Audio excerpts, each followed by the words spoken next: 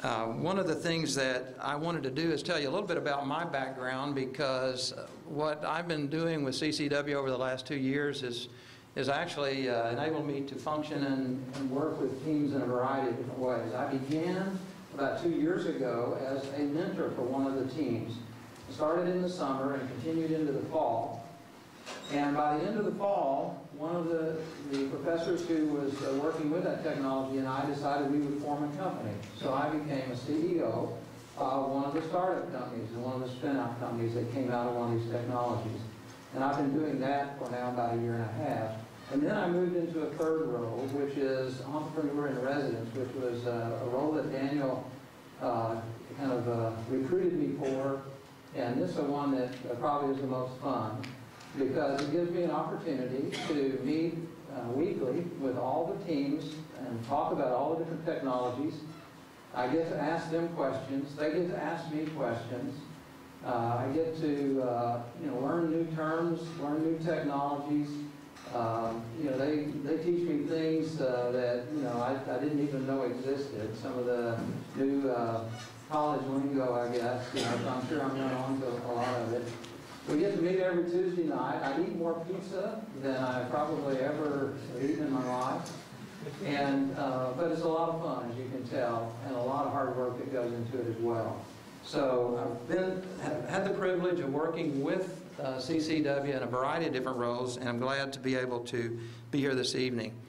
This program, and I see a lot of familiar faces, and so some of you know that this program has been underway now for 3 years. This is wrapping up the 3rd year. It came about because of a vision by 3 individuals, OU President David L. Boren, Chairman of Bank First, Gene Rainbolt, and former VP of Technology, Arthur Porter. And it was their vision to create an organization that could start with looking at university technologies and create business opportunities, create wealth for the state, create opportunity for the university, and also provide a great opportunity for students to get involved and to learn what it means to go through a commercialization process, with the end goal of creating jobs for students in Oklahoma and keeping people in the state with a lot of talent. So we have to thank them for that vision, and that's what got this all started about 3 years ago. The other thing, I would like to also offer some special recognition for some other people. We have some people I'd like to recognize. I don't think they're here this evening, but nonetheless I'd like to recognize them. These are individuals and companies who provide scholarships for the student interns. And I'd like to recognize OU Regent Tom Clark. I'd like to recognize Ron Yagoda, who is actually a serial entrepreneur and a former mentor, and Ron and his wife Joan. And also BP, Beyond Petroleum, who also provides some of the scholarship money. So special recognition to those organizations and those people. We really thank them for their support. Likewise, we have several people from the university here this evening, and I'd like to recognize those people. We have Dr. Nancy Mergler, who's the provost for the university. If you guys raise your hand, if some of you of us won't know you. Dr. Larry Grillat, Dean of Earth and Energy. In fact, glad to have you with us. Dr. Lee Williams, VP of Research. And also Dr. Dean Landers, who's the Dean of Engineering. And have I missed anybody? Hopefully I haven't missed so I apologize if there's someone out there that I have missed at this point. One of the things that you'll see and you'll hear us talk about is there's 3 key roles in the CCEW organization. The first of those roles is we need an inventor, somebody with an idea, somebody with a technology. The university goes through a process of screening all the different ideas that exist, looking for those that have intellectual property protection, and talking with the inventors and professors to select the technologies, 3 of which you're going to see this evening. Also, we recruit mentors. A real key role in this program is to find people who have experience in the technology, and not only from a technical standpoint sometimes, but more importantly from a business standpoint.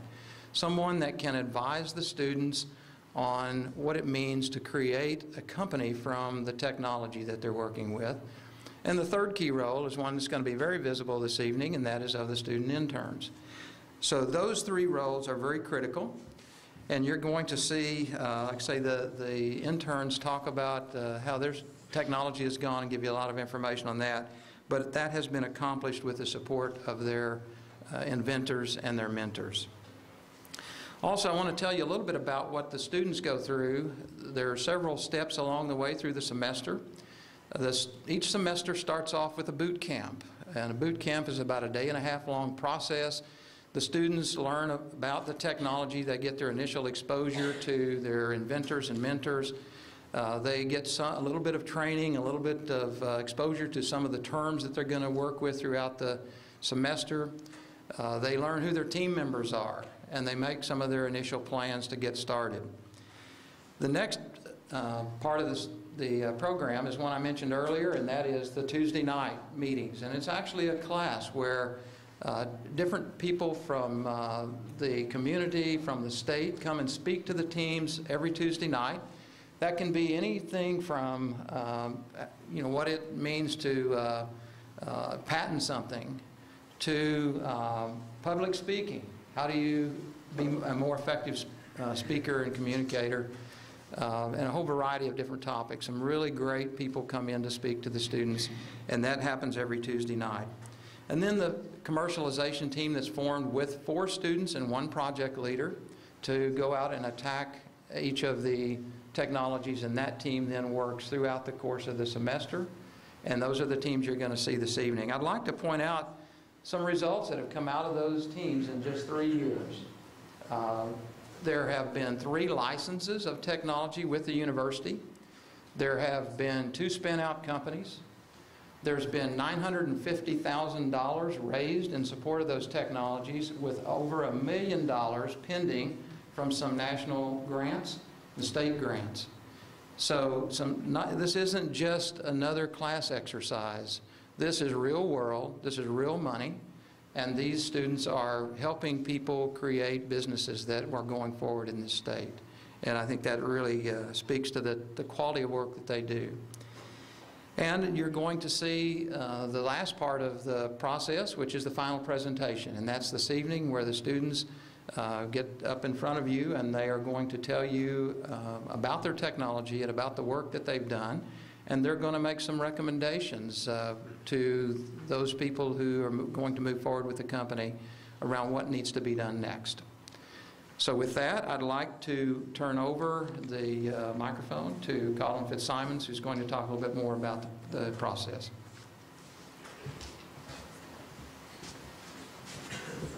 Is this one on? No dice. Is this one on? Well, I'll speak real loud. I'm Colin Fitzsimons, as Rod said. Thank you, Rod, for those comments. I'm the Associate Vice President for Technology Development here at OU. I also serve as the Executive Director for the Intellectual Property Management Office. And right there, I threw a lot of acronyms at you, coupled with the CCW acronym you've already been faced with already. So what I'm going to do is give you a little bit of information about how we all fit together under the tech development umbrella. There are 3 departments underneath the Office of Technology Development, and that is the Office of Technology Development is run by Daniel Pullen, as Rod said. First is the CIVO, or Commerce Information Venture Opportunities. Next is the Intellectual Property Management Office, which, as I said, is the one I run.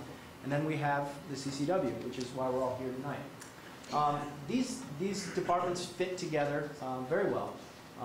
And I'd like to describe them kind of with an overall structure that I think is important for us. And it's a funnel. We are subject to what I call the inevitable funnel effect. And I'll put my notes down to get my hands out here. Well, over here, you have the big end of the funnel, and down here, you have the little end of the funnel.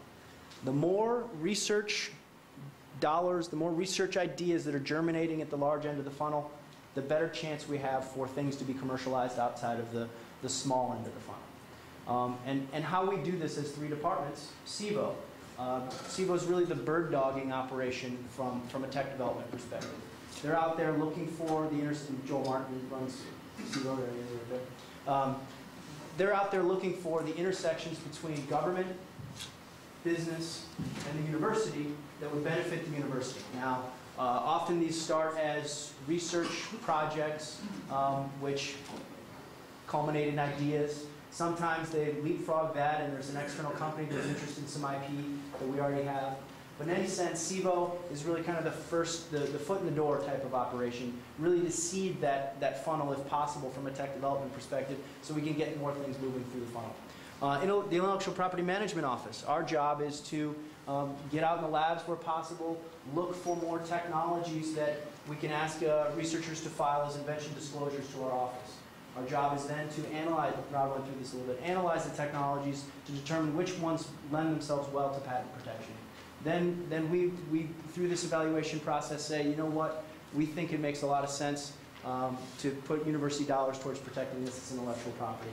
And then we move into marketing efforts and hopefully licensing efforts, and then hopefully in the business of building revenue for the university from there. Now, how the CCEW plays into that is they kind of fit in that latter portion of our technology analysis, where they're helping us define paths for technologies that my office hasn't had an opportunity to do that deep dive for. And that's really what the CCEW students do very well. They're kind of very hungry, very aggressive consultants, I'd have to say, because they are the ones that are looking at a project that those of us in my office, where we've said, you know what, we got an inkling of an idea of where to go with this, but we just don't have the resources to do it. And this is a wonderful program, full semester analysis, full semester of moving the technology through that funnel. The idea is that you want to take those good ideas and put as much resources behind them as necessary to assure that those good ideas can get out that thin end of the funnel. So we work with the CCEW from IPMO every semester to evaluate what in the IP portfolio should go into a CCEW project. The criteria for that vary per semester. It may have to do with the state of development of the technology. It may have to do with, hey, the last semester the CCEW did a lot of work on FDA paths. So next semester, maybe we should look at a different project. But ultimately, if you can't hear me in the back, please let me know. But ultimately, it's a handoff from the Intellectual Property Management Office to the CCEW for the projects that will go into a given semester. And then, as Rob mentioned, the end result of these presentations you'll see are recommendations. Well, those recommendations, thank you. Those recommendations not only can be made to a company if a company's in play, but also to the people in my office, where we're kind of tapping our foot through the semester and helping as we can to really, at the end of the semester, say, what does this team think? What does this team of hungry consultants think that we should do with this technology? So that's pretty much how the organizations fit together. Just on a parting note, I learned this afternoon that the CCEW this semester is nearly global. There's students from North America, Europe, Africa, Asian, and with the addition of Mariana Barrientos, the CCEW program leader from South America, that means we're only 2 continents shy of the full Earth. So I would suggest, and Daniel's not here, but maybe he can work this into the criteria for recruiting next semester, because if we could get those remaining 2 continents, we could complete CCEW's global domination. Now I will pass it off to Mariana Barrientos, as I said, the CCEW program manager. Thank you, Colin. So good evening. I am proud and thrilled to present to you the results of a semester of hard work and dedication by 3 outstanding teams of CCEW students. I feel very privileged to have been part of the evolution of CCEW from its early days in 2006, as I was part of the first CCEW class in those ancient days, to today. But I also feel very fortunate to have been part of the evolution of this particular class of interns, from their graduation to bootcamp at the beginning of the semester, all the way to their becoming experts in the particular fields of the technologies, to the point where they can recommend actionable steps to move these technologies forward tomorrow. Indeed, tangible progress has taken place within the walls of CCEW in these 2 years and in this semester. Before we move on, I would like to brag a little bit about these guys, though. As Colin mentioned, tonight's class represents actually 5 countries around the world. We have Nigeria, well, first of all, of course, the United States of America. Nigeria, Iran, China. They come from 10 different majors from across the university, from petroleum engineering to letters, from international and area studies to finance and entrepreneurship, and the list goes on. With an average GPA of 3.75, which is very impressive because these are multifaceted individuals.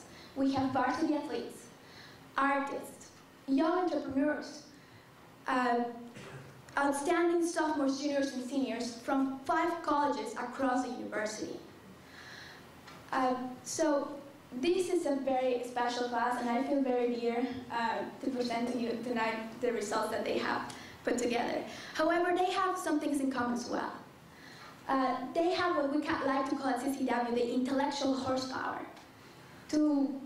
that drives their ability to come up to valuable conclusions after careful research and analysis. They're also mature beyond their years, which has facilitated their interaction with top OU researchers, with private sector mentors, commercialization partners, and other stakeholders in their commercialization projects. They are also very intellectually curious. They are eager to learn more, to the point that they are willing to put the 10, 15, 20, even more than 20 hours per week that it takes to elaborate the results you're about to see. All of these great results, however, wouldn't be possible without, on one hand, the direction and vision of the inventors of these 3 technologies, who have guided these teams' efforts towards technical success through the semester. And on the other hand, the mentors of these teams, who with their years of private experience have provided guidance and advice. So without further delay, I would like to introduce John Gatto. Dr. Gatto has mentored this semester the team that will go first tonight. This team represents the first collaboration between CCEW and the Oklahoma Medical Research Foundation. Dr. Gatto is a retired senior executive from Wyeth Pharmaceuticals. As such, he has over 25 years of experience in the biotechnology, pharmaceutical, and vaccine industries. I would also like to thank Dr. Gatto on behalf of CCEW and our team for the countless hours that he has spent traveling from the East Coast to Oklahoma to mentor this great team. So welcome, Dr. Gatto.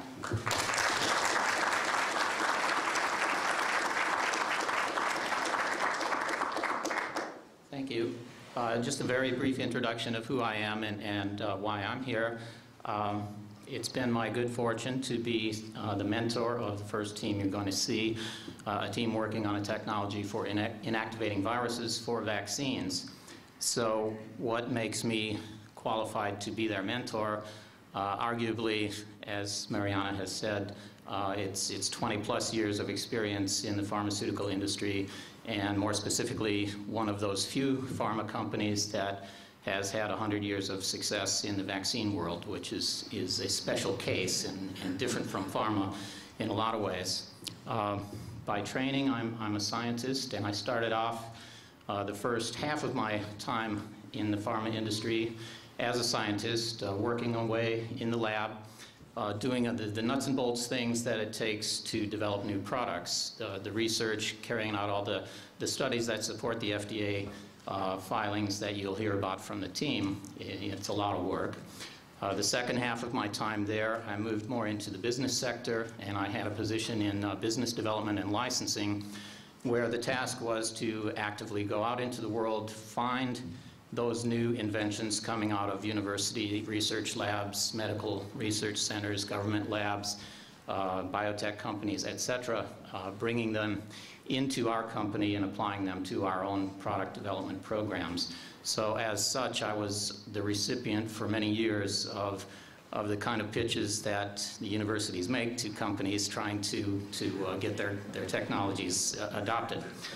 Yeah, I think this latter thing was valuable to the team because I took it upon myself, well, let me say, during those years I learned a lot of things, but I'll mention 2 things. One is that the world is very, very full of really tremendous ideas. And there's a lot of very smart people doing a lot of great work and putting a lot of themselves into it, more than any one company, or maybe even more than the sum of all companies could ever follow up and commercialize.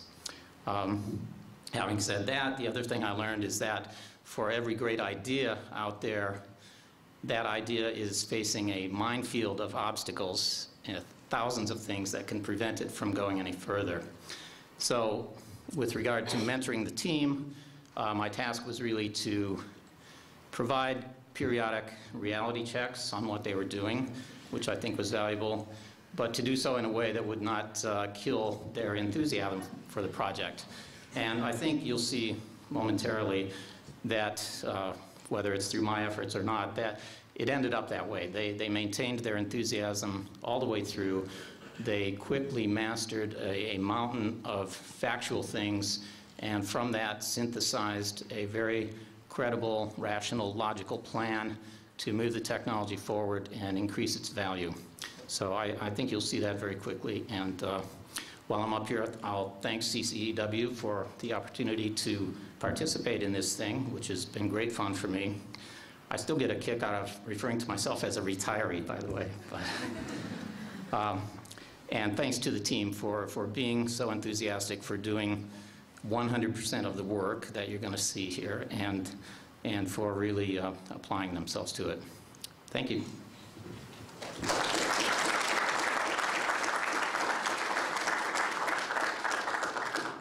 So, welcome to back tonight.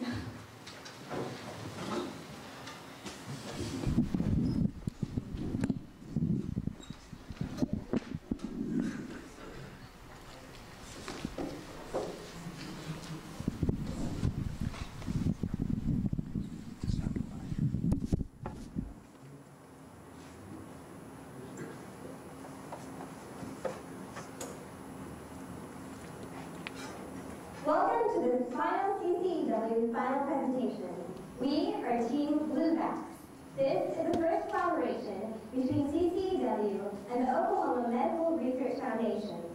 Our inventors for the project are Dr. Robert Floyd, who is an experimental therapeutic program at the Oklahoma Medical Research Foundation, Dr. Derek Dittmer, who is a professor of the University of North Carolina, and Dr. James Tappan, who is an associate research scientist at the Oklahoma Medical Research Foundation.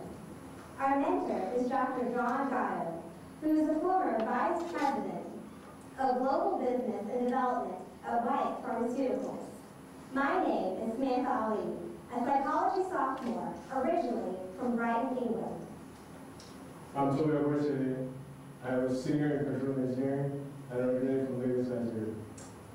My name is John Galley. I'm a senior literacy major from Tulsa.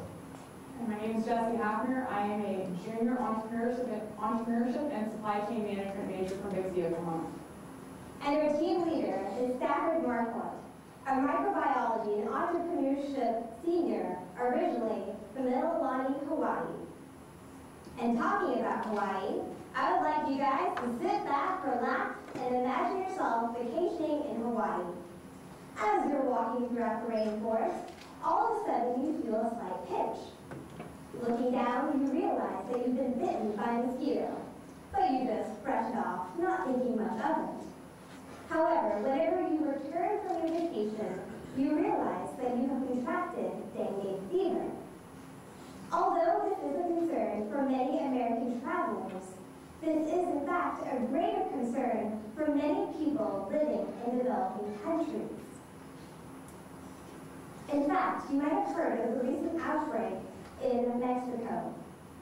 Though, in truth, many of these smaller outbreaks occur all the time in many countries and affect a wide variety of people. So, what are some of these viruses? Dengue fever, hantavirus, tick-borne encephalitis, and West Nile virus are all single-stranded RNA viruses. The University of Oklahoma Health Science Center, in conjunction with the Oklahoma Medical Research Foundation, has come up with an innovative way to create a vaccine for any single-stranded RNA virus. and many of these RNA viruses do not have a known cure. So tonight, you will first find out about our technology and how exactly it works. Then, the path to market of bringing a vaccine through the FDA process. Then, what exactly is the market potential of this vaccine? And finally, future CCEW recommendations. Before I go into the logistics of how this technology works, I'd first like to give you a brief overview on viruses. When a virus enters the body, it locates, attaches, and injects its genetic material into a host cell. The virus overrides the cell's manufacturing process, thereby killing the cell and spreading the virus throughout other parts of the body. In our technology, we take any single-stranded RNA virus, such as dengue fever or tick-borne encephalitis, and soak it in a solution called methylene blue. We then expose it to a specific light, which scrambles the genetic material, effectively neutering the virus. We then take this neutered virus and inject it into the body, though now it cannot cause infection. So the body still reads this as a foreign substance, and white blood cells create antibodies against this virus. Now that you know how our technology works, John will now come and speak about other vaccines in market. Thanks, Sam. Now that you know how our vaccine technology works, let's take a look at how some other vaccine methods work. One way to create vaccines from viruses is to create a live virus, and there's two ways to do this. You can use a weakened form of the virus, known as a live attenuated vaccine, or you can genetically engineer a vaccine from a virus, and this is known as the chimeric vaccine. Now, because this is the original vaccine, you have a high rate of efficacy, but also there's the possibility that it can revert to virulence or it can cause infection. In addition, because of its live nature, a live vaccine requires special storage conditions to keep it alive. Another way to create vaccines is to chemically inactivate or kill the virus. One of the oldest methods known to do this is inactivating the virus with the chemical formalin. Another way to do it is to genetically engineer nucleic acids and inject them into the body, develop an immune response. This is known as DNA vaccination. Now, this lowers the risk of infection, but because chemically inactivating the virus alters the original form of the virus, there's a lower rate of efficacy, and there are some side effects associated with using the chemical formula. OU and OMRS technology is a chemically inactivated virus, but it doesn't alter the structure of the original virus. Therefore, you have a high efficacy rate that you would want with a live vaccine, but there's not as high risk of infection that you would have. This is a young technology, and it requires additional research, but it's obviously a valuable technology. And to that end, OU and OMRF filed a joint utility patent in the United States in December of 2006. This provides the technology with 20 years of patent life protection. Subsequently, the U.S. Patent Office divided this technology into two parts: method, that is how you create the vaccines itself, and composition, the actual vaccines themselves. With that in mind, CCEW recommends that OU and OMRF continue preclinical research so that they can file what's known as a continuation card. In other words, they can diversify the patent portfolio by adding more compositions of vaccines. So what kind of preclinical work am I talking about? Well, tissue studies and immunogenicity studies. And you would want to conduct these with several different single-stranded RNA viruses. Luckily, OMRF scientists have already done successful tissue and immunogenicity studies with West Nile virus. A tissue study is where you inject the vaccine into a petri dish full of host cells, and you make sure that the vaccine doesn't kill the host cell. And this verifies that there's a broad application. This would cost about $50,000 and take a period of 6 months for all 3 viruses. After successful tissue studies, scientists would move on to immunogenicity studies, where you verify that the vaccine generates an immune response in animals, specifically mice. And with all 3 of these viruses being tested concurrently, it would cost about $150,000 to take a period of 9 months. And there's a lot that can be learned from these tests. Like I said earlier, you can diversify the patent portfolio. In addition, pending successful tissue and immunogenicity studies, this technology can move forward in the FDA process to comparative studies, where these vaccines can be compared to what's already on the market. And if there's a higher efficacy rate, they can enter the market as a second-generation vaccine. But most importantly, these tests define a path forward for OU and OMRF. And hopefully that path forward is the FDA process, which Toby will not tell you about. Thank you, John. The FDA pathway for vaccines consists of preclinical testing, which is what we test for, and which is what we test animal models to find out if it's safe for humans. And then we apply for IND, which is the investigatory new drug application. Then that we move into the clinical testing, where we test for humans to find out if this is efficient in humans. And the end result of which is a BLA, the biologics license application.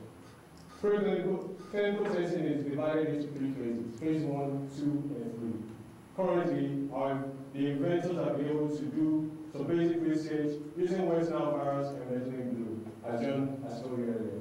And we've also suggested that they do some lab studies and animal studies to determine the immunogenicity of this virus. The next step is to make sure that we can adequately measure the metabolism and the toxicology of this virus in the animal model. It takes 2 years and $1 million. Moving to phase 1. This is where we test to make sure that this vaccine can generate an immune response in humans. Basically, it takes 2 years and $201 million. Let me take a moment to explain this high price. Vaccines are biologics, and FDA requires that they have their own specific manufacturing plants. So therefore, it's a higher price. In phase 2, we experiment with the dosage and also investigate the effectiveness of this vaccine. It takes 3 years, and by phase 3, we're writing a pivotal study of what we've done throughout the clinical testing, which includes the dosage, the efficacy, and safety and manufacturing of this vaccine. It takes approximately 5 years and $340 million. In total, it takes 12 years to get through the FDA process. Now, I'd like to mention that we've also established a relationship with the Department of Defense, which can significantly reduce this time to a shorter amount, giving us a longer time in the market. And also, just in case you might be wondering, if a competitor were to use our method, they have to wait till our patent is over and then go through a similar process just as this, giving us longer time in the market also. Now, a technology like this, we'll be looking to exiting at an IND phase to a big pharma in the form of a license or in the form of partnership. Now that I've told you about this, Jesse will walk you through how we can justify this high price in the sample market in dengue. Like Toby said, dengue fever is just an example of a potential market that this vaccine technology could capture. And through our market research and analysis, we found that the dengue fever market is actually one of the most lucrative markets that we can go after. The red area on this map illustrates the area where the Aedes mosquito lives. The Aedes mosquito is both a true reservoir species and vector for dengue fever. What this means is that it both carries and transmits the disease into humans and animals. The Aedes mosquito has been spreading outward from the equatorial regions over the past 50 years, and experts believe that this is due to a combination of 2 things: an increase in globalization and climate change. The Aedes mosquito's geographical range is expected to expand in the future as a result of these things. The black area on the map above illustrates the area where dengue is currently endemic.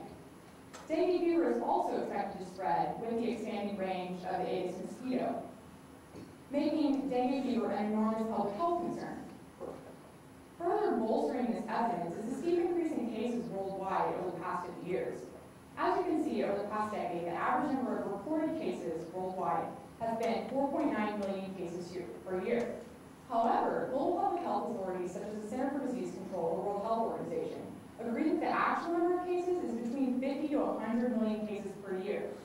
So clearly, there is tremendous disconnect between the reported number of 4.8 million cases per year and the actual or estimated number of 50 to 100 million cases per year.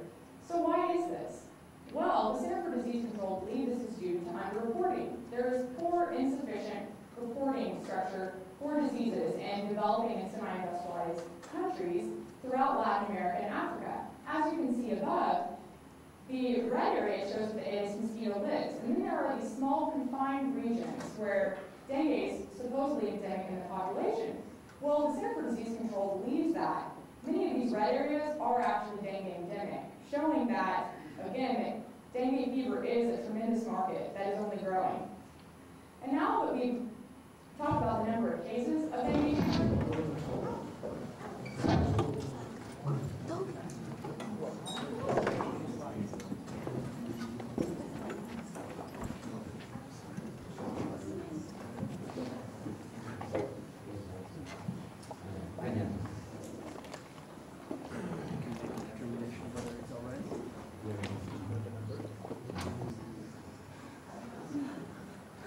standing up here beside. I'll play that.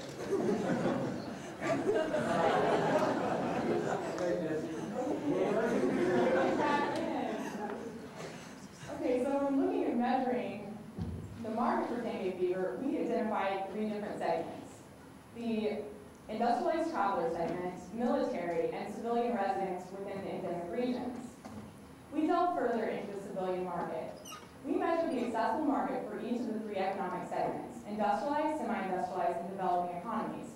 We first calculated the regional population. Now, I'd like to explain that the regional population is not the total potential population. The regional population is actually based off of what pharmaceutical companies have been able to achieve in the past based on their coverage rates for their vaccines within these endemic countries. So we found these coverage rates and multiplied it by the total at-risk populations within these economies. We then multiplied this figure by the optimal price per dose, which we also found from historical data. And this gave us our accessible market.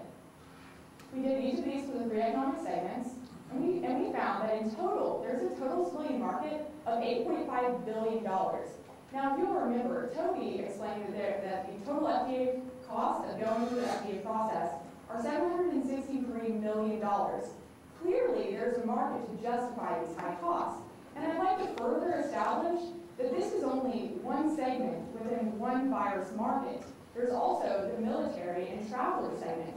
And even taking a broader perspective, this is just one virus market within a plethora of single-stranded virus markets.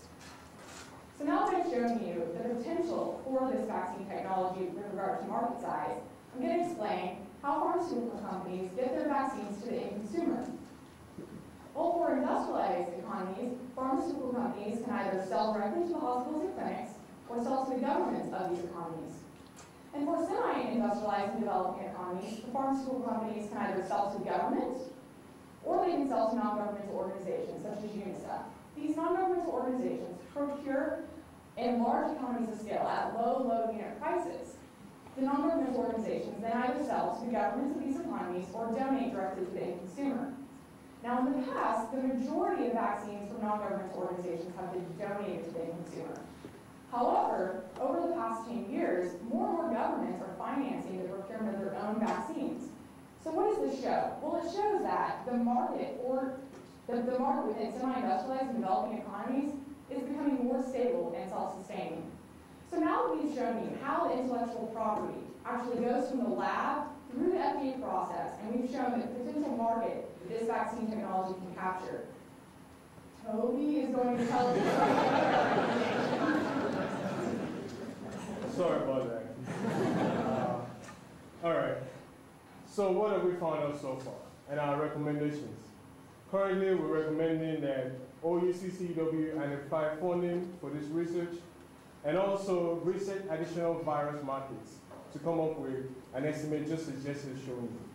And also, OU and OMRF are to continue developing the relationship between DOD and the Pediatric Dengue Vaccine Initiative.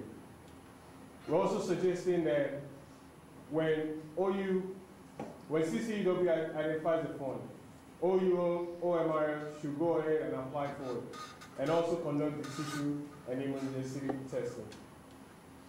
So in summary, we've showed you how technology works and how other viruses work also. And we've also shown you the path to the market and the high cost for the FDA, and justify that cost with the market potential that Jesse showed you in dengue, and also showing you some future recommendations. Now, we'd like to take any questions. And thank you for your time.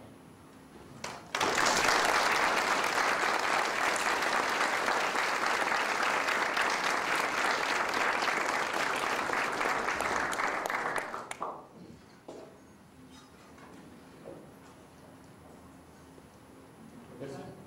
So you guys are talking about expanding to a global market corporately. How do you plan on protecting your product in the global market because you only have a U.S. patent, which Well, we just mentioned the U.S. patent, but there have been patents filed in Europe and Australia and Canada. So there is potential global, if the patent is approved, it's not approved yet, but there is the global protection in the works, I guess you could say, for this technology. Yes. In your market research, did you consider the price that the NGOs are paying in your cost projection, or is that more of an industrialized price? No, we definitely consider the prices that they're paying, and it did show that although they're paying really low prices, it's because they're buying on such large economies of scale. And what we actually found was that these NGOs are kind of buying the excess capacity of these pharmaceutical companies. And the real primary market is supposedly the industrialized economies, but really what we've seen through our market research and by looking at benchmark data off of past historical data is that most of the revenue potential is really in the semi-industrialized and developing economies. So they are buying at low unit prices, but does that answer your question? Yes, sir. First off, great job. I have a question following up the comment you just made. On your market analysis, 75% of your market is in a developing country, which you can argue are notoriously unreliable in their ability to pay, even with low discount pricing, which doesn't make it that much of a more viable opportunity for big pharma on top of that. Did you consider applying sort of a market discount factor or some kind of percentage or weighted average that factors in these different markets? Yes, and that's actually what the coverage rate was. We actually found, by looking at case studies from the CDC, what the prices were for vaccines that are sold to the 3 different economic segments. And then we actually found the coverage rates correlating with these different vaccines. And we looked at several vaccines. So this is actually real data on what has been successful in the past. And we looked at diphtheria, MMR, and HIV. And as you know, some of you know, HIV has only been out over the past 5 to 10 years. So it's relatively new. So we're not just looking at vaccines that have been on the market for a long time. And I'd also like to say that, yes, those numbers that we showed you were just the resident civilian market in endemic countries. So, of course, most of these endemic countries are near the equatorial regions. But there's also the travelers and military market, which we didn't measure. But what we have read about pharmaceutical companies is that they generally make most of their money in these economic segments. However, what we did measure is correct. I assure you, we found the coverage rates and the correct prices. Yes, sir. What percentage, there are competitors to this one. What percentage of the revenue are you assuming coming from displacing the competitors with your product versus expanding the market to people who are currently not purchasing the that is a major part of it. On what grounds do you claim that you can expand the market beyond what your competitors are already covering? Well, I would like to point out that there is actually no competitor for dengue fever on the market yet. They're in phase 2. And most vaccines don't make it past phase 2. So we have considered the fact that we will enter the market as a second generation drug. However, by looking at past vaccines, there are many second generation drugs that have done well. And what proves that ours will do better is that we can manufacture ours faster, it's more efficacious, and It doesn't pose a risk of infection. yes, exactly. For instance, yellow fever. The current vaccine on the market for yellow fever or Japanese encephalitis has really harsh side effects. And what ours would do is eliminate those side effects and allow it to displace any competitors that are already on the market. And that's actually what the DoD is looking for. They're looking for a vaccine technology that won't have these harsh side effects. Yes, sir. First of all, congratulations, you guys are very nice presentation. In your research and working with the to identify any competitive advantages or disadvantages of the manufacturing process and final product. You mentioned the fact that you didn't have to keep it cold, and you also mentioned that it's quote unquote easier to manufacture. Could you elaborate on that? Certainly. Well, as I mentioned in the presentation, live vaccines have to be kept alive at a certain temperature. So we don't know the exact manufacturing costs. That would be something a future CCEW team we would recommend that they look into. We do know that the chemical methylene blue has been used for hundreds of years as a safe remedy for cyanide poisoning. And it is relatively, I don't want to say simple, but a relatively simple procedure to just soak it and then expose it to light, whereas you're not genetically engineering vaccines. We don't have the exact numbers, but that's something we should look into. Yes, sir. First off, really great presentation. Given the current government, the way, well, Barack Obama's administration, they want to nationalize healthcare. How do you think this might play into your plans of commercializing this vaccine?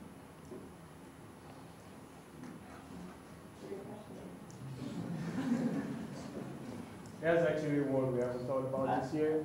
I do have one. I know that and it's obviously, you can't compare each vaccine. It's kind of comparing apples and oranges because each virus is different in of itself. But I do know that for the influenza vaccine that we all take each year, the government buys 20% of that off of that. They set a standard dose, number of vaccines, number of doses they'd like to see the pharmaceutical companies meet, and they buy 20% of that. And then the pharmaceutical companies, I believe, sell to hospitals and clinics in industrialized countries in the U.S. So I can make a prediction that the government will buy quite a bit more of the vaccines.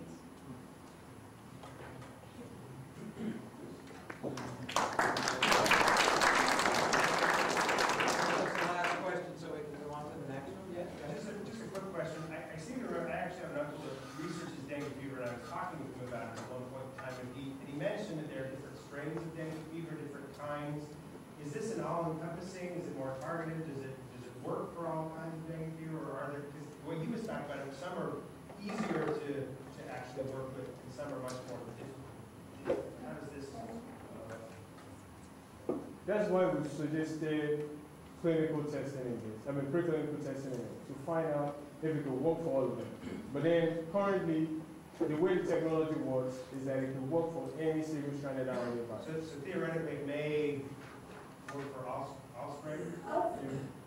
Also, for the way the vaccines are made, all vaccines, there are different strains that are put into the actual vaccination. Dengue has 4 main strains, and it's actually the second and third one which causes the problems that you hear about and the outbreaks that you hear about. But in every single vaccine for dengue, all 4 strains will have to be in the actual vaccination when given. And it theoretically should work for all of them? Yes, all it should work.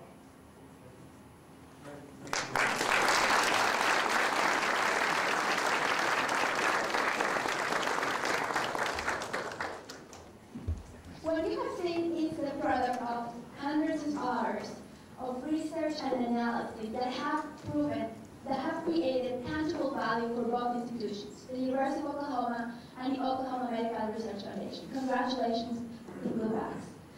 Our next guest for tonight is Mr. Tom Appel.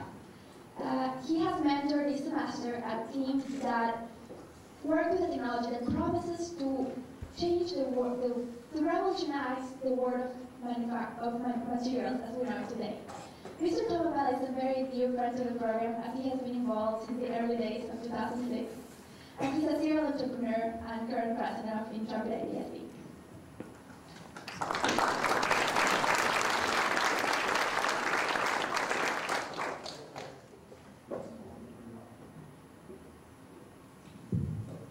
Thanks, Mariana. As you said, I'm a serial entrepreneur like Rod, which, according to my father, means I can't hold a real job.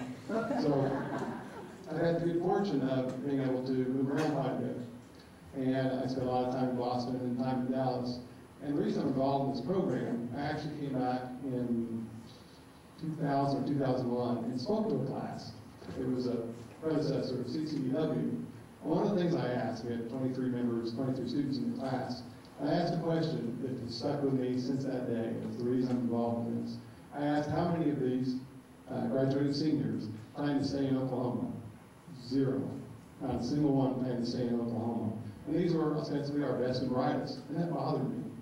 So when I moved back to Oklahoma, I spoke with Dr. Porter, and he told me about this program and asked if I'd be involved. So it's my honor to be involved once again this year. This is my third project I've been involved with. And a little bit about our, at least my view of what a mentor is supposed to do. When we're working with college students, it's a little like herding cats. I'm sure that Ariana will agree with me. So our job is to, in my opinion, to focus and encourage, because they are working with technologies that they're not familiar with generally when they come in, so there's a lot to learn. And particularly in the case of the group I worked with this year, they had a technology that was very undefined. The technology itself was defined, but the uses were unbelievably broad. So we focused and focused and focused and focused, and finally came down to an area that we think it's going to be very useful. So I give this team a lot of credit. This is probably the most difficult job of any of the teams I've seen, in the sense that when they came in, we had no idea what the use of this technology was. So I give them a great amount of credit. It's been a lot of working with them, and here they are. Team 10 Angstrom.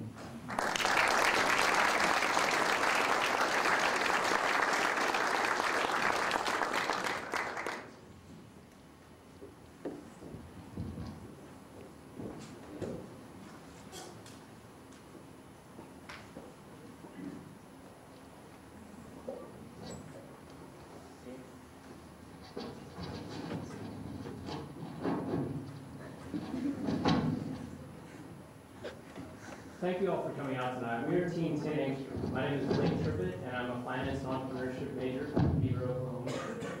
I'm Austin Spires. I'm a geography junior from the Houston area. I'm Lindsay Smith. I'm an entrepreneurship and marketing junior from Norman, Oklahoma. I'm Han Wang, PhD candidate of electrical and computer engineering. I'm from China, Hangzhou. We are excited to be joined tonight by our mentor, Tom A. Feld, who is president of Intrepid Ideas Incorporated, and our mentors, Dr. Genghis Altan and Dr. Levin Actis, professors of mechanical engineering, as well as our team leader, Sam Galoo. An angstrom is simply 1/10 of a nanometer, so our team adopted the name 10 angstrom as we were working with the nanotechnology. This is a platform technology, and it can be used to apply nanoparticles to all different types of composite materials. And our team was challenged to find the best path to market for this technology. Finding the best path to market for nanotechnology is not a unique problem to the University of Oklahoma. Nanotech is still a developing field, and so there's not really an already defined path to market set out. Today we're going to talk to you about composite materials, the many benefits they offer, as well as the problem that occurs during their manufacturing. We'll also talk about our technology developed by Dr. Altan and Dr. Actis and show how it solves this problem. We'll then go into the potential markets that our team has identified for this technology, as well as our progress this semester in reaching these markets. To start out, a composite material is simply a synthetic combination of existing materials. The materials are first combined and then compressed with heat and pressure, forming one material and merging the beneficial qualities of the individual materials. The manufacturing of these materials is currently a $25 billion industry within the United States, and it is growing at an incredible 12% per year. And at a growth rate like this, as you can imagine, there's a lot of new and exciting uses coming out for these for these materials.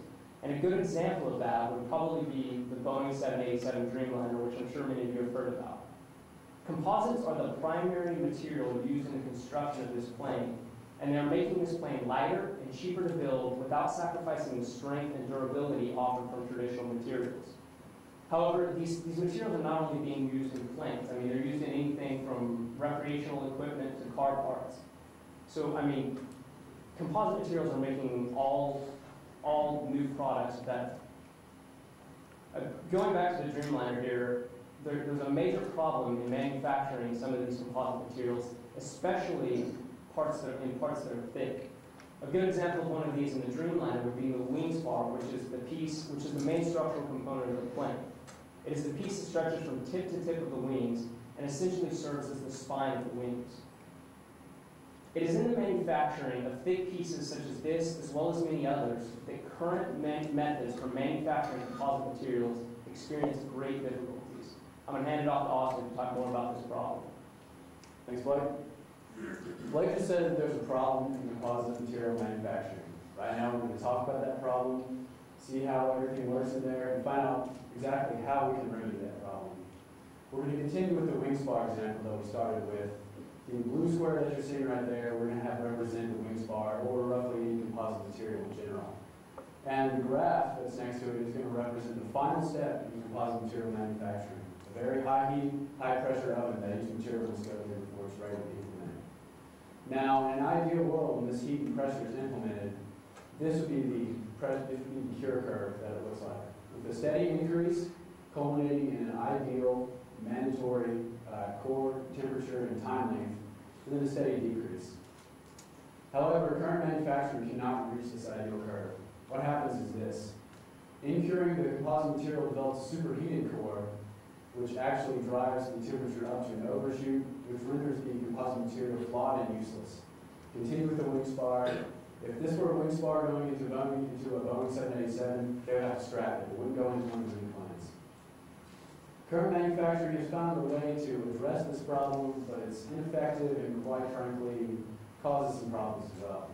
This green line represents that method. What they do is a pre-cure, if you will, to slowly raise the internal temperature of the product up before raising it to the mandatory cure point. Then the cure happens, steady decrease. But if you notice, it's an extensively long process that, quite frankly, makes it longer than it needs to be. Our technology is unique, and we have the ability to remove that green line and take it back to that blue ideal cure time. We do that through the implementation of carbon nanofibers onto the substrate or wing spar or composite material before it goes through the cure process. Due to the chemical properties of these nanofibers acting in the composite material, heat is evenly distributed, resulting in a faster cure, a better cure, and a better composite material. You'll judge from the graph that we have a time savings with our method in this example of about 10 hours with an enormous energy savings. In short, our method increases output while simultaneously reducing production costs.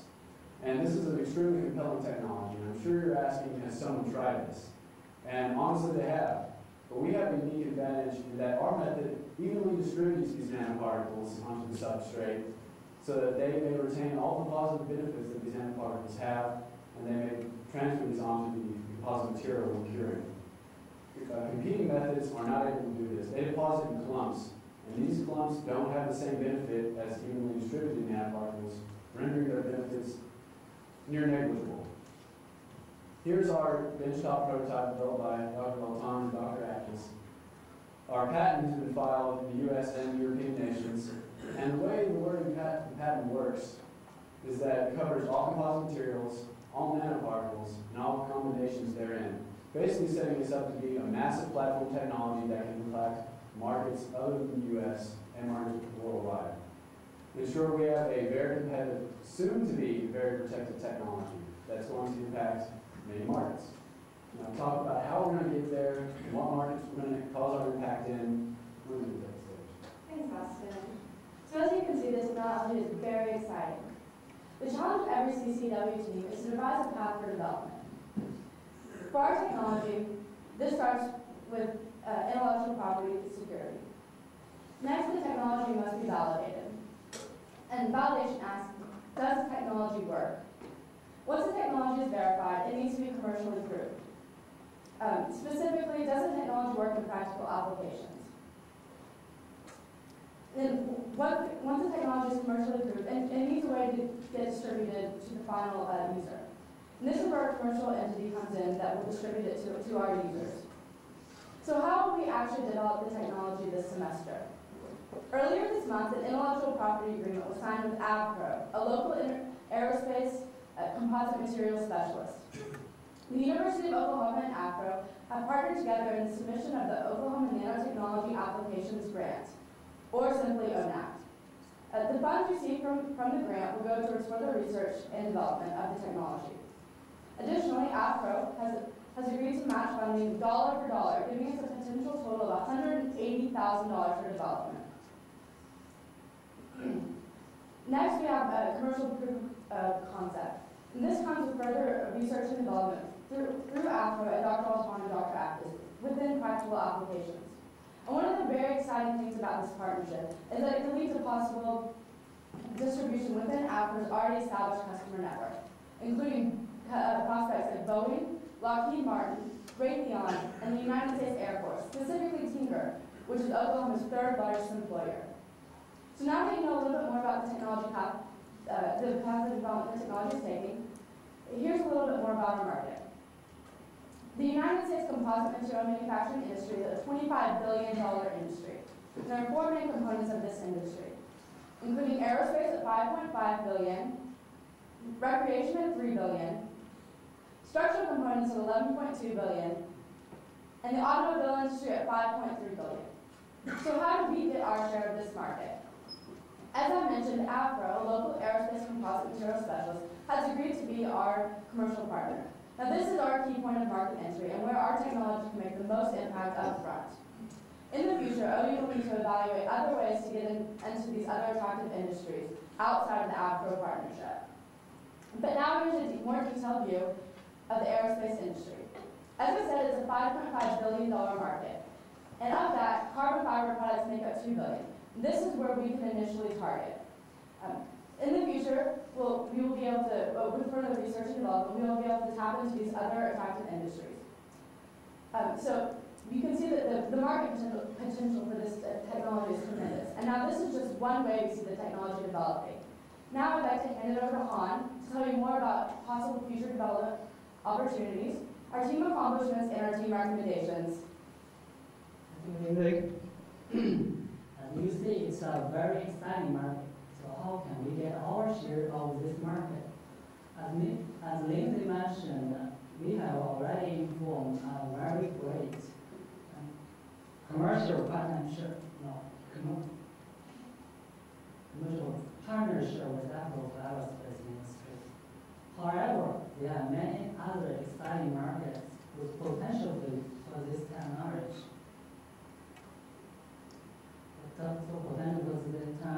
For this, there are three ways in which OU can commercialize this technology in the future. Here are three possibilities: licensure, consulting, and manufacturing. First, for licensure, we can license this technology to composite material manufacturing, not only to aerospace industry, but also to other industries. For example, license to key players in this market, especially those who have a network of potential sub-licensees. Second, consulting. We can offer specialist consulting service to industry companies, for example, provide support for technology implementations for industry companies. Third, manufacturing. We can implement in-house manufacturing of composite materials, for example, create a spin-out company for specialty composite manufacturing. Our technology is actually a platform technology which opens the door to future technology development and nanocomposite material. However, it's a really early stage technology which presents a unique challenge for us. At the beginning of this semester, we have just a basic understanding of this technology. We have no idea which market will be the best fit. At that time, we thought nanopaint and nanocoating for electronics would be the best fit. However, we don't have funding to support our future research yet proof of concept.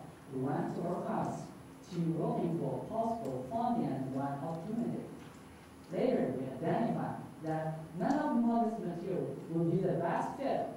Meanwhile, OCARS offer an ONAP grant, which requires a commercial partner, also a one-to-one funding match. Later, we find out Apple would like to be our commercial partner and we will provide this one-to-one funding match. Apple will offer this technology to composite material manufacturer for aerospace industry. Our technology can solve the problem such as thermal conductivity, improve the manufacturing process, and save big money for them. So we finalize our future research direction. We focus on materials for aerospace industry. On April 15th, we have finalized and submitted ONAP application. Also, in the intellectual property agreement with Apple has been signed. Our team really enjoy working on this challenging technology, and we're excited about the accomplishment we have made, especially with the ONAP application and the IPA with the Apple. Along with these accomplishments, we have some future recommendations for future research, future paths to market, and future funding. So for future research, during the next 2 years, we will further carry out the research to get proof of concept on materials for aerospace industry. From the third year, we will explore other materials for other industries. For future paths to market, during the first 3 years, we will measure the relationship with Apple. We will bring new technology to current customer, and we will create new customer. By the third year, another CCEW team will carry out further commercialization of materials for other industries by doing licensure, consulting, and manufacturing. For future funding, during the next 2 years, we will use this ONAP grant about $180,000 total. By the third year, we will apply future grants. Now that I'm ready to write for conclusion. Thank you, Juan. So in conclusion, there's a great amount of potential behind composite materials, but there's also a major problem in their manufacturing, especially in the manufacturing for parts that are thick. Our technology, developed by Dr. Alton and Dr. Actis, is able to solve this problem through the deposition of nanoparticles throughout the material. Our team has made considerable progress in identifying the potential markets for this technology, as well as establishing a partnership in order to enter into the aerospace segment. We've also applied for funding, and we have discussed 3 models for further market penetration. Thank you all for coming, and are there any other questions?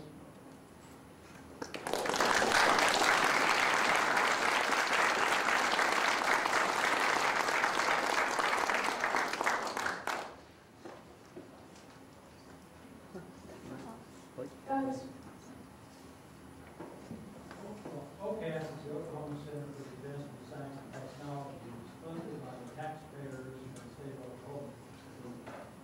First dollar in enterprise is worth what? $1,000 a year later, $10,000 10 years later. Does your licensing requirements plan on mandating that this technology manufacturing will occur in Oklahoma after it is found We are not restricted to the state of Oklahoma. However, one of the main focuses of the ONAP grant was that it does further develop the economy within the state of Oklahoma. So there will be a great focus there. And that's kind of, with the partnership with APRO, that's why we've initially focused on aerospace, because it does have such a large presence within the state. Basically, if we don't benefit Oklahoma, we're not going to do that.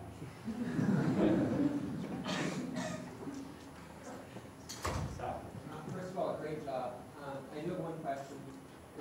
Looking at your prototype, it looks rather small. And understanding how the cloud deposition technology works, I wonder, do you see any barriers in trying to extend that to something, say, the size of the Dreamliner in Star? Well, that's what the grant is actually for. We're going to use the grant money to actually develop and actually use a scalable model potentially later on to put into commercial applications. So that's going to take place within the next 2 years. How different or distinctive is this technology from what other people are doing in this field? That's a really good question. It's something that we chose not to, for sake of avoiding technical details, we didn't go into the other technologies very much. One of the things, and I think one of the main motivations that provoked Dr. Alton and Dr. Actis to look into this technology was that there's been a lot of research done in other methods for depositing nanoparticles into composite materials. A problem occurs known as clustering, where these particles have a tendency to clump together, and basically your nanoscale is technically microscale. So it loses a lot of the nanoscale benefits there. One of the main advantage, the main distinctive advantage that this technology offers is that it prevents this clustering. Well, you're right, that's too much detail.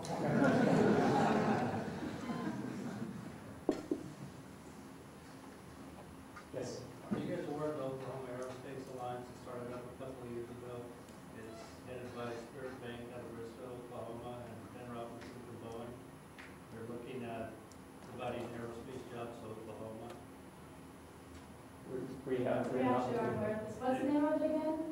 Oklahoma Aerospace Alliance. And if you go to the Spirit Bank website, you'll see that they're having a meeting and they're trying to find jobs for aerospace in Oklahoma.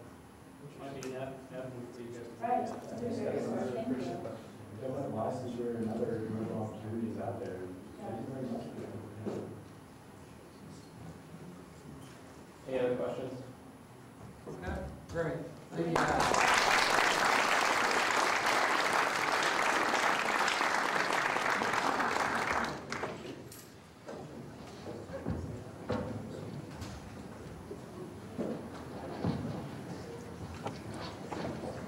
Good job, I am particularly proud of the team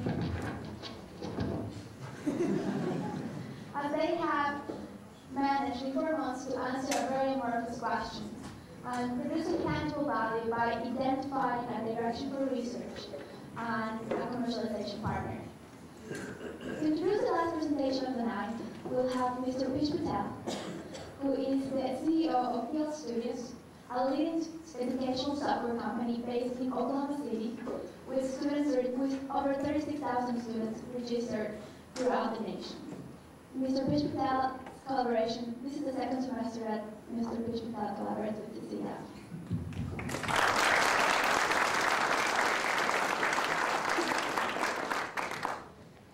Thank you, everybody. Oops, not just hit. Not my presentation. My name is Pish Patel, and I am the CEO of PL Studios here in Oklahoma City. We help visual effects and video game companies move through the production pipeline. So some of our projects that we worked on, we did clock simulations for Harry Potter. We did the fluid simulation training for the artist in Benjamin Button that just came out recently. We've got folks working on Transformers 2. I got back from Motorola last week where we're working on products that come out in the next 5 years. So we have an incredible staff of very, very bright people. The challenge is I don't have a business background, and I looked for help, and I tried to find help, and I tried to find investors. I didn't know how to pitch, I didn't know the process, and so I took $54 and started my business, and we've now got actually 2.2 million users globally. The challenge I always look in the mirror is, if I would have had the sandbox to play in that you all have, where would my business be today? Right? So, in summer of 2008, I was approached by Daniel Pullen to be part of this process, be part of the mentoring project. And I said, well, did you say OU? I said, yeah. Well, pretty strong palate. He said, well, we'll make a spot for you. So I said, I don't know. So I gave it a shot, and within minutes, I was blown away. I just could not believe the opportunity that CCEW has created for you. You get an opportunity to play on the playground with nobody getting hurt. Right? Because once the real world starts, payroll catches up, and you got to figure that part out. You got to figure out insurance. You got to figure out this, figure out this. Well, you get a chance to figure it out. You get a chance to play, and you guys won money. So that's exciting. That means you played right. Right? Whatever you did, you played right. So what you're going to see today is the final product of a lot of hard work of how to commercialize a video game. Now, this video game was created by the K-20 Center here at OU, and they had a wonderful model that worked in the lab being a small classroom-controlled environment. How do we now take that to the market, which is a U.S. market and potentially a global market? How does that process happen? So there's a number of steps in that process, and these young people work really, really hard. That the data that they created proved to a small group of investors to go ahead and create a spin-out. So Digital Native Learning LLC spun out of the K-20 Center as a viable business, and is now looking at funding opportunities from the U.S. Department of Education, the SBIR grant. So that's pretty exciting. It's been a great pleasure working with you guys and having you in our office. And I always come to the reviews, and I missed the last one, and I always say, I'll take out for a beer after, but you guys have more work after the review, so I never get a chance to do that. But I'm up for it. Whenever you guys are ready, give me a call, and I'll come out and have a quick review. I want to share with everybody, I used to be a college instructor, so it feels good to be behind the lectern, and I'm always looking for open minds where you listen to something. So I'll leave you all with one quote that my dad taught me, and I don't know where you found it from, so you've done your homework. My dad always said that there's two types of people in this world, the type that cash the checks and the type that sign the checks. I'm really looking forward to reading about you all in the future, about the checks that you write and the companies that you start. So thank you for allowing me to be part of that process.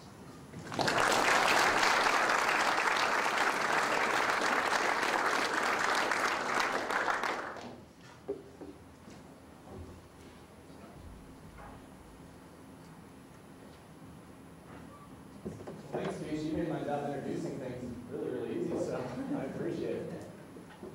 Howdy, we're Team Digital Native Learning, and we are a second-generation CCW team, and we're following an innovative educational idea that's spun right out of here at the University of Oklahoma's K-20 Center. My name is John Rogers.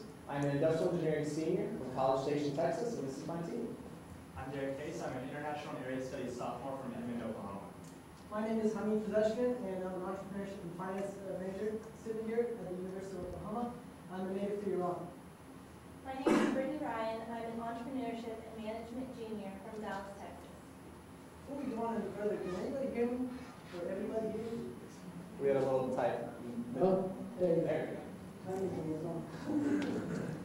All right, well, we are also joined today by our inventors, Dr. Mary John O'Hare and Dr. Scott Wilson from the K-20 Center, as well as Mr. Peach Patel, who you heard from earlier, is our mentor.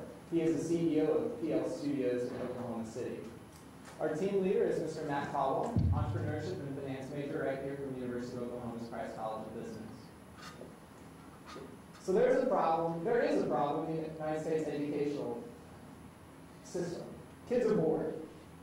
Every day, kids walk around and they interact with things such as computers, PDAs, cell phones, video games, all these forms of digital mediums in which they're getting information. When these kids go into classrooms, they're expected to learn by traditional analog ways and methods of learning, such as paper, pens, blackboards, books. All of these ways that have been used for learning for ages and ages and ages. What this is creating unengaged students, bored students. This is a really large problem. As you can see, in statistics from last year, the United States had a 1.2 million child dropout rate in last year alone. In addition, the United States ranks 24th in math and 19th in science. This is a really large problem, as I've said about 5 times now.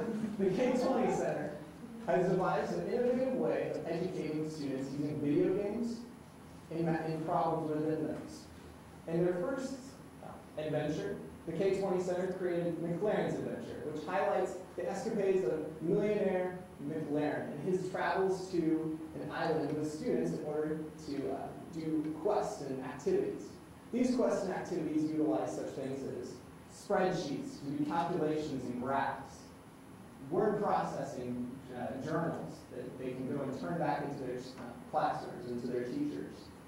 In addition, this molds all these educational ideas with a diverse environment, interactive gameplay that really engages students and brings them back into the classroom and engaged. Now let's go really quickly and talk about a traditional classroom as opposed to a digital classroom. A traditional classroom is going to look exactly like you're in today. Actually, you are sitting in a classroom. As a teacher, I would be standing up in front, speaking out to the class. The first row of students, you'd be engaged partly because I'm just standing right in front of you and I can see exactly what you're doing, and partly because you can see me as well. But those in the back, you're more apt to be unengaged, maybe a little bit bored. Maybe right now you have your iPhone out, you're flipping through some apps, trying to get some information, maybe the weather. Well, studies have been shown that you guys sitting in the front of these rows are 34% more likely to receive an A than those in the back. Sorry. In a digital form, there's a large difference. There's no space between the teachers and the students. This creates a dynamic atmosphere where you can get real-time interactive engagement from the students and real-time feedback from the teachers. Clearly, this is the way that education needs to move in the future. Now, before we continue, I'm going to talk really quickly about what we're actually going to talk about. First, Brittany's going to talk about the technology behind McLaren's Adventures. We're going to follow that with the opportunity growth for McLaren's Adventures to hit the market by 2012. We're going to follow that up with a business model from digital native learning. That's a spin out of the K-20 Center that was incorporated in January. We're going to follow that with funding opportunities for digital native learning in order to make it viable for the long run. And we're going to follow that with this CCEW team's recommendations to DNL to be viable. Now here's Brittany to talk about the technology. The technology of this game has been designed specifically to better engage students in the classroom. McLaren's Adventures is an online multiplayer game for grades 6 through 12. It's been beta tested with over 1,400 students and 50+ teachers. On June 12th of last year, the K-20 Center submitted a patent for their unique digital game-based learning system. And finally, the entire game is aligned with national educational standards and objectives. The market for this technology shows much promise, and we will explain it more to you now. So let's take a closer look at this opportunity. Based on the preliminary beta testing that was completed by the K-20 Center, teachers and students identified 4 categories to be important in an educational game. Teachers want a game that aligns with state educational standards and has the option of having multiple subjects. In addition to that, teachers want to have the ability to interact and be involved with students when the game goes on. On the other hand, students want a game that is exciting and has exciting graphics. So with these categories, we've identified some of the main competitors. One of which is Making History, which was created by the company Mazirang, and they charge $20 for their annual gaming license. Dimension by Tabula Digita is also a math game, and they charge $70 for their annual gaming license. Dreambox is a math game that's designed for students in pre-kindergarten through 2nd grade, and they charge $99 for the game. And above all this, the K-20 Center's game prototype exceeds in all these categories, only with the exception to on graphics. But to improve the graphics and get it ready for market, the company DNL was formed. After improving the graphics, DNL would have a very competitive price at $70 for their annual game license. So now that I've talked to you about the price and the competitive landscape here, let's look into the actual market. DNL's game is designed specifically to help students in grades 6 through 12. And we found that there's 26.9 million students in these grades who are already using computers in classrooms. When we take this number, 26.9 million, and multiply it by $70, which is the price point for one license, and we know that one license is used on one single computer. And then we divide that number by 6, which is the number of students who use a computer in a typical school day at a school. We find $314 million to be our total market size in the school market. But what is our reachable market? Well, 11% of all classrooms are already using educational gaming. This gives us a dollar amount of $35 million here in the 6 to 12 grade market. And then we found that in the year 2005, the total educational annual software sales was $110 million. And since 34% of that was purchased by 6 to 12 graders, which is DNL's game market, we have a market size of $37 million here. So as of today, DNL has a solid and reachable market size between $35 to $37 million. Our team has identified the market size as of 2005, but it estimated that the educational gaming market will grow to become a $1 billion market by the year 2017.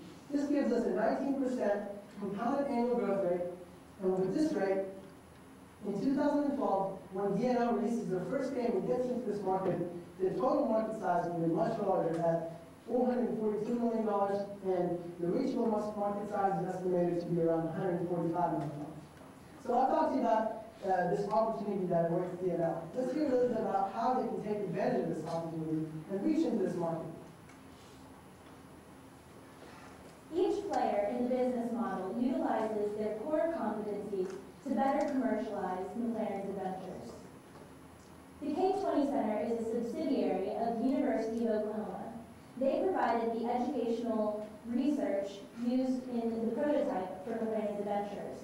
In the fall of 2008, the K-20 Center approached CCEW and requested help in commercializing McLaren's Adventures.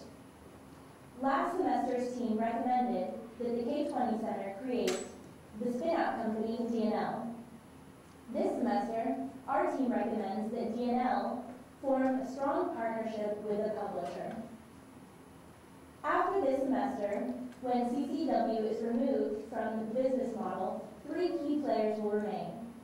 The K-20 Center will still continue to provide the learning framework for DNL, who will take that research and develop their software. Once this is finalized, they'll turn it over to the publisher, who will take care of all the sales and marketing. The publisher will then receive the revenue from school administrators or school purchasing agents. Then DNL and the K-20 Center will receive a share of that revenue from all of DNL's educational software sales. Now, in order for this business model to be successful, though, DNL needs to form that strong partnership with the publisher. We analyzed many different options and potential partners for DNL, but we narrowed it down to 3. Tom Snyder Productions, which is an educational software distributor, K-12, an online game developer, or curriculum developer, or developing game in-house. It is important that DNL finds a partner who has a deep understanding of their industry, which is something that Tom Snyder Productions and K-12 has proven in the past. They have a successful track record. Because McLaren's Adventures would first enter the school market and then eventually the home, it's important that DNL find a partner who has a strong distributing arm in the schools, which is something that Tom Snyder Productions and K-12 offer worldwide. Game development is a huge step for DNL. DNL's partner needs to be able to provide advice and suggestions during this process, which is something that Tom Snyder Productions is capable of doing and has exceeded in doing so in the past. And finally, it's imperative that DNL can keep their creative control over their educational software. This is possible by either partnering with Tom Snyder Productions or developing game in-house. So after analyzing all these different options, we recommend that DNL form a strong partnership with Tom Snyder Productions. Not only does K-20 have an existing relationship with Tom Snyder Productions, but we spoke to one of TSP's current partners, CAST, which is a nonprofit R&D organization similar to K-20. The president of CAST confirmed that Tom Snyder Productions is in fact a reputable partner who upholds the educational integrity of their software, which is very important to the founders of DNL. Now, in order to make this partnership possible in the near future, DNL needs to strategically piece together certain key game development resources, which John will explain to you now. Thanks, Brittany. There are some specific individual steps that DNL can take in the developmental process. As it stands right now in 2009, K-20 Center is full of programmers, artists, and developers that are actively working on creating prototype designs for video games. But as we push over into 2010, there will be a couple of key changes. First, DNL needs to have an active full-time CEO that's willing to drive studio productions. This way they can lead DNL into further game development and also grow it as a company. In addition, there's 2 major hires. First, a lead programmer, and second, a lead artist and designer. These 2 individuals will work as project leads on individual games, such as McLaren's Adventures itself, and really bring that out to market. As we move over to 2011, you'll notice that digital native learning needs to hire programmers, artists, and designers of its own. This way, they can turn that negative, in which Hamid spoke of in the graphics area, into a positive before it takes it right out to market. Now, the K-20 Center will still be actively creating prototypes with programmers, artists, and designers of its own, as well as keeping these games educationally based through their science, math, and technology specialists. This is critical. Now, as far as costs go, for digital native learning, it's going to cost about $1.2 million per year just for personnel. So it's going to cost some money to get this off the ground. I'm going to walk you through DNL's estimated operational costs and then show you different ways of non-equity funding that we can fill this in with. In determining DNL's operational costs, we've benchmarked our expenses with the national average in the field of software development. We found that paying personnel through the end of 2009 should cost roughly $100,000. Those costs, because of the additional hires, will jump up to $1.2 million a year for the next 2 years, bringing us to a total of $2.5 million needed to pay DNL personnel through the end of 2011. Building any equipment will be DNL's other main expense, which will cost about $500,000 for the next 2 years. Now, there are several options of non-equity funding which could be available to fill this in. Last semester's CCEW team, $3 million is the total we need to take it to market by 2012. Last semester's CCEW team helped DNL apply for a Small Business Innovation and Research grant through the U.S. Department of Education. If this comes through, it will provide about $100,000 this year, and then $750,000 over the next 2 years. The Oklahoma Center for the Advancement of Science and Technology has an ORS grant, which could provide an additional $300,000 over the next 2 years. The National Science Foundation has an SBIR for education applications. They want to see the current problem in U.S. education addressed with a unique and innovative solution. It's only phase 1, so it would provide about $150,000. But if DNL won this award, they would definitely be applying for phase 2. The Oklahoma Edge Fund provides grants to companies that show potential to increase entrepreneurship and economic activity in the state of Oklahoma. Their grants usually range between $1 and $3 million, and our inventors are currently in the process of drafting their pre-proposal for the grant. Finally, the MacArthur Foundation has a grant as a subcategory to education called Digital Media and Learning. Their grants also usually range between $1 and $3 million, and our inventors are currently in talks with the MacArthur Foundation. So as you can see, there are over $4 million potentially available to DNL over the next 2.5 years just in the form of non-equity funding. Now, as a CCEW team, our recommendations for DNL in order to get their product to market by the end of 2011 are that they first work on finalizing McLaren's adventures as far as graphics and game technicalities go. Then they need to start game development talks with Tom Snyder Productions this year and plan on having that partnership finalized by the beginning of 2010. Before any of this can be done, their licensing agreement needs to be finalized with the University of Oklahoma. Then in 2010, they need to hire that lead programmer and artist. And soon after, the other programmers, artists, and designers needed to fill in the studio. Now, all of this is going to cost money, so we recommend that DNL apply for the Oklahoma Edge Fund by May 20th, the National Science Foundation SBIR by June 9th, the ORS Accelerated Grant through OCAST by July 1st, and the MacArthur Foundation grant by the end of the year. Now we've introduced you to K20's innovative technology in the field of education and shown you its over $400 million market potential. We've drafted an organizational structure for DNL and determined who they should seek out as their publishing partner. Based on resources needed to take this product to market by 2012, we've drafted a budget and identified several sources of non-equity funding which could be available to fill that in. Finally, we've made our recommendations for DNL to be able to get their product into American classrooms by 2012. This technology is uniquely positioned to bridge the gap between digital natives and the analog classrooms of today.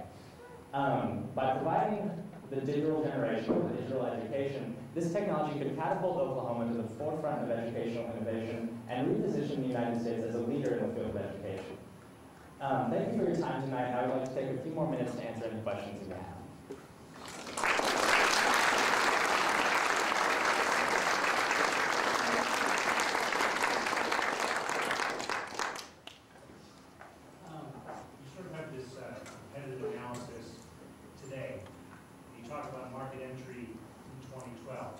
So that's 3 years down the road, and you turn your graphics from a minus to a plus. Now, all those other companies with revenues coming in as opposed to relying on grants, aren't they going to try and turn their minuses into pluses? And that's where the market growth is coming from, right? Other existing companies making their software better, getting more seats. And how do you have that competitive advantage in 2012? You think you have it now, but how do you keep it? Okay, so the like you said, today, that's what we have as of now. So these companies have found their strengths in, I guess they've kind of found the way, they've paved the way they have, they're former companies. So if one of them doesn't have a standard alignments and that's what they're doing, there's a likeliness that they may go and try to fix that, but a lot of times companies, that's their strength and that's what they're going to stick with. And then there's weaknesses that they might not see until somebody else gets into the market, and then they might want to try to play catch up. So we also think, like as we displayed, this is definitely a growing market, and just from the non-equity funding options that we think are up our alley one way or another, there's clearly a lot of interest in the field, so we see it to continue to grow in our favor, hopefully. Also, our great strength is the fact that we're tied with the K-20 Center. They're a central hub for technology and education here in Oklahoma. So we're really relying on the fact that the K-20 Center has experience in this field, and we can really have that plus be bigger than the other people's pluses. In the back. Does this type of material look at the textbook approval process at the state level? And if so, does that enhance or impede your sales? We think it would enhance the sales. The K-20 Center is the organization that provides the educational framework that goes into all of the games. The D&L is the institution that kind of writes the software for. So everything would meet state standards starting in Oklahoma, and then as we went national, we would be sure to meet national requirements and different state requirements. And we think that by being able to say, like, hey, we meet everyone's requirements, that would enhance our market strength. Yes? What are the student performance outcomes using this? You talked about sitting in the front row, 34%, you're 34% more likely to get an A, but how does this actually contrast with analog methods? That's a great question. We're doing an efficacy study right now, and we should know the results of that by fall. So we'll know for sure, we can put an actual number for it, but we've had highly positive reactions from those who have used it. But as far as statistically speaking or numbers speaking, we can't provide that right now. I always sat in the back of the class, so take my question with a grain of salt. Couple questions. Your market seems small. Is that because you're only fixated on direct selling either through a distributor model to schools? Have you considered, or would you recommend to the company looking at direct sales to parents to use these games at home? And then the second question I had is, would it be in the company's interest to either want to license or get a license from somebody with an established brand, like Harry Potter or Dora? If your platform has everything absent the graphics, could you tailor it to an established brand and then move beyond just that classroom model into more traditional forms of just parents buying video games for kids? For the first question, we identified and focused in, we did just on the school market. We looked initially kind of at the home market at first, and that was something that was rapidly changing and something that we weren't going to be ready for anytime soon, which soon in that market is the next, sooner than 2.5 years from now. And then parents is something that we kind of thought, we definitely thought of as an after, establish ourselves in the schools, kind of make a name, build a reputation, and then kind of try and reach out to the home market as well. I'd look at that further. Parents have something that schools don't, and that's discretionary income.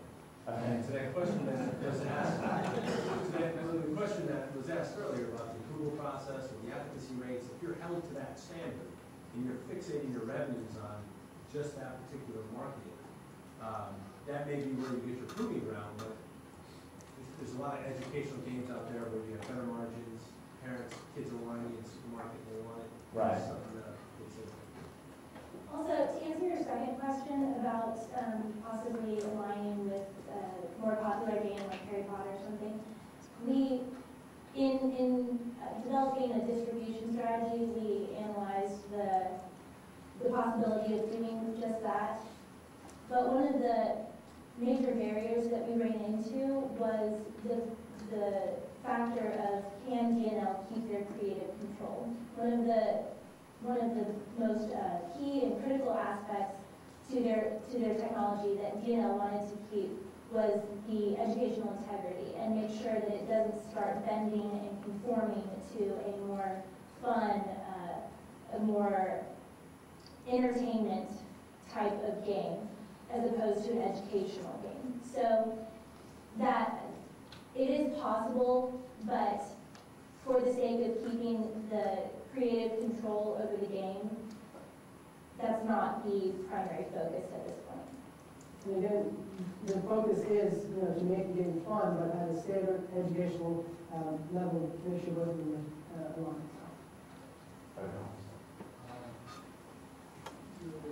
Following on your comments earlier, linking in with some other systems, have you consider talking to a computer company to put the computers into the classrooms and then having this be part of a platform so that Rise, as our computers do, Mr. Gates's contributions to that, already loaded in. And therefore, we sell them to the school and it becomes a marketing tool for the computer company and get a license to the computer company, get the tag along with those people and how they pay. It's funny that you mentioned that because we actually have looked at that. We looked at it as far as we sell computers, you get that pre-programmed package. And that would be a great method for us if we were to go with a monthly subscription rate. But with that one-time cost, I'm a little bit wary of that. That would be something we're going to definitely have to search and see through in the future as far as actual pricing strategies. We're also going to lean pretty heavily in this area on TSP, Tom Snyder, because they're going to be the ones who are going to be going to schools, and they know the schools. So we're hoping that we can use their information and their entry into the schools to kind of find the best pricing structure as far as per school, per district, per state in that rate. Does that answer your question? Is this a nonprofit business? The K-20 Center is a nonprofit. DNL is not nonprofit. It's a for-profit. The K-20 Center is research. They research technology in the classrooms here in Oklahoma. And DNL is a company that's formed. It is a for-profit company. It is formed to take this research that's done by the K-20 Center and put that into that game. Who gets this grant? This MacArthur Foundation grant? That goes towards DNL for game development and Did you apply an equity model to this venture? Did you test it that way? We haven't looked at that yet, and the reason for that was because I said earlier, all of the grants that we thought were up our alley one way or another, and the more that are out there that we didn't mention or find, there's a lot of interest in the area. Equity funding is an option that we thought of, kind of as far as like if we can't fill in all of our needs in the next 2.5 years with non-equity funding, then we would have to reach out and start going for equity funding. But the reason that we were kind of wary of that as well was back to the creative control issue. This is a game that our vendors wanted to be have a high level of academic integrity over anything else. And we were a little wary at first of the equity funding. Well, again, of course, the equity funding could come later, but what's wrong with trying to fill that in all right now without going and giving part of your, business or your equity to Everybody likes free money. I'm sorry? Everybody likes free money. Right. So that's the first option. And you go out and get as much free money as you can. My whole question was, is there real business absent of free money? Until we get out and actually sell items, no. We do it. Free money is rare. This is There's not much of it. there's a bit of a utility Equity money is large. If you can build a concept that's attractive to equity capital, you have endless supplies of money. And we would like to see that in the future. It was something that we talked about this semester. McLean's Adventures is just the first game title out of the pipeline for DNL. So there's a lot behind that kind of on its way. And we don't think that we're going to be able to cover the costs for all of those with non-equity funding. But the non-equity funding is kind of just what we looked at, kind of get it off the ground, get McLean's Adventures to market by 2012, and then kind of see where our options are. So we definitely will be looking into it. One more question, and then I'd like to wrap up, and then the guys will be available. This is Others, the other teams afterwards. He's had his hand at the back. This was originally directed at the gentleman's question here, but it also applies to the most previous question. In thinking about your final target market as opposed from schools to parents, it would be important when you're thinking about a non-equity model to consider non-equity funding, to consider the endpoints and requirements of these grants, both state and federal, and private foundations, so that you stay within those requirements as you move through the development path. Because if you don't hit all those very lofty milestones of all these different funds and you have to move to an equity model, you might kick yourself out of potentially a later phase SBIR if you take a greater than 50% stake in a venture fund. So in moving forward, you're going to want to be very mindful of that. Thank you. Okay, great, thank you.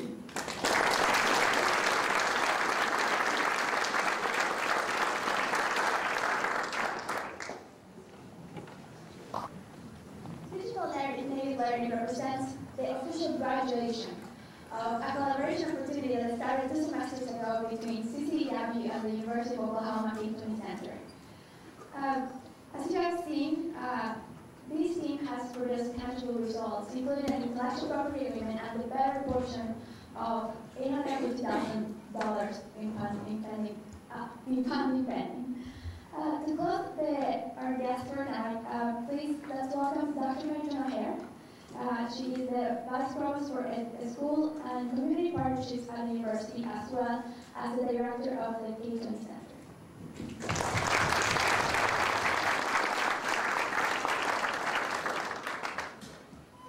Thanks, Mariana.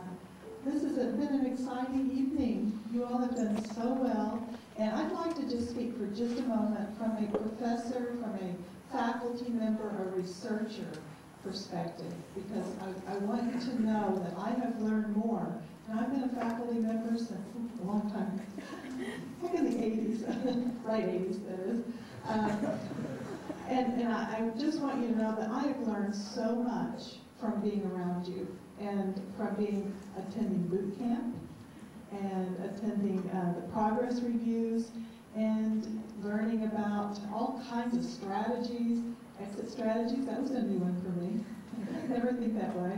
And I guess for all of us here, as you look around and you do see the best, the brightest students here, you know, they have high GPAs, as we've heard. They probably have very high test scores, but they're much more than that. They're snappy dressers, as we all see, but they're much, much more. They help us think about ways that we teach, the ways we do research, and the ways we do service.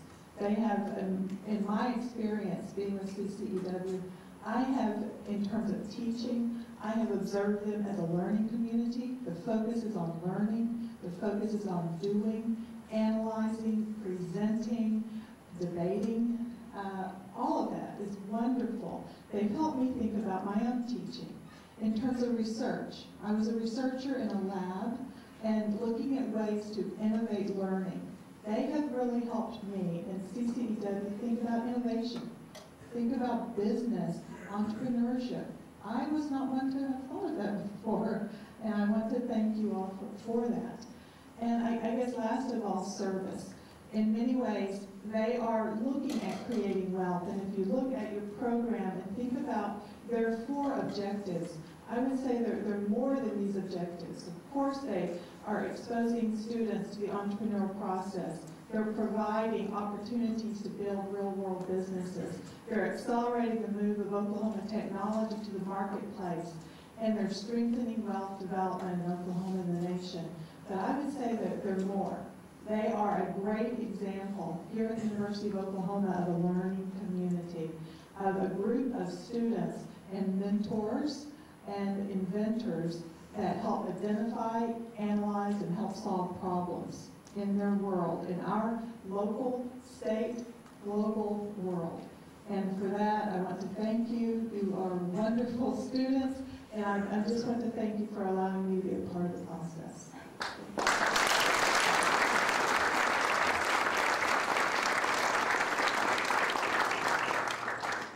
Thank you very much, Dr. Hare. So you have heard a little bit about the past of CCEW. You have experienced the present. But now I would like to tell you a little bit about the future generations and the future of the class. Every CCEW class is extremely talented. However, every semester, we select 3 outstanding individuals who have distinguished themselves by putting the hours, not only in their technology commercialization projects, but also to develop long-lasting friendships and to get to know their peers at CCEW. Moreover, they have developed through the semester the leadership skills necessary to lead the next generation of CCEW projects. So I will now introduce the team leaders for the fall of 2009. If you please stand up. Samantha Ali.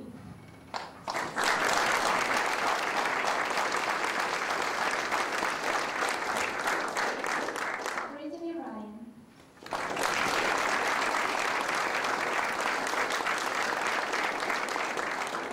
And Blake Trippett.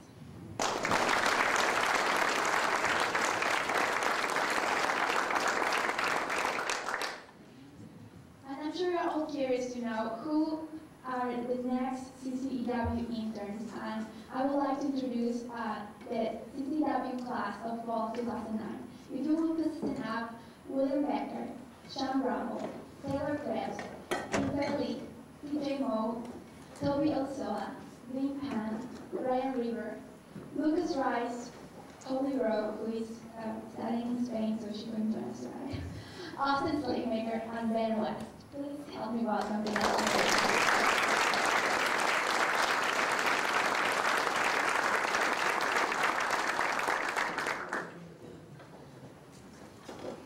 Last but not least, I would like to thank the CCEW staff for providing the continuous leadership for the program. Tim Taylor, Michael Harrison, you have done great in mentoring these things on a day-to-day basis, and we really appreciate your work.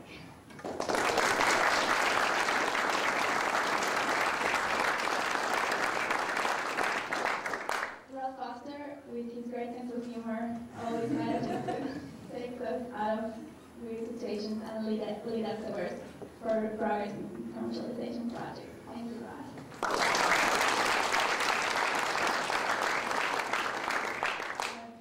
Finally, well, not finally, but the intellectual property management office staff this semester has done a great job in being active participants in the development of these teams. Colin Simons, Cameron McCoy, Joel Martin, Ken Garrett, Elaine Ham, and so many others. Thank you so much for all your leadership and your mentoring for this semester's class. And finally, I would like to thank Dan McCullin, who couldn't join us tonight because he is welcoming his first baby to the world. But really, without his guidance and mentorship, none of this would be possible. And on behalf of the program of this CCEW intern class, thank you very much to Daniel, and thank you very much to you for coming tonight. As in CCEW, we work hard, but we also like to play hard. Now that the job is done, we would like to welcome to the party. We have refreshments outside, and we have a wonderful reception. So please get the time to get to know these semesters and next semester's interns, and to interact among each other. Thank you very much for coming tonight, and we look forward to seeing you in December for next class finals presentation.